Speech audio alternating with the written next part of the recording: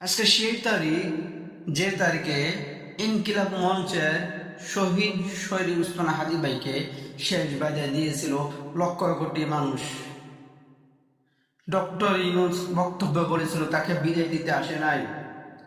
হাজার জনতা বলেছিল সেদিন শরীফ ওসমান হাদি ভাইয়ের খুনিদের বিচার চায়।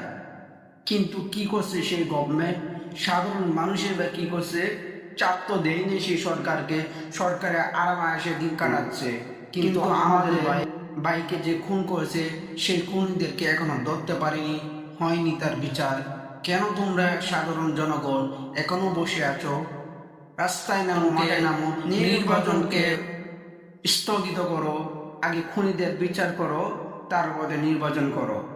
এই গভর্নমেন্ট শুধু নির্বাচনের পিছনেই ছুটে আছে, পড়ে আছে, খুনিদের কোনো বিচারের আওতায় আনছে না।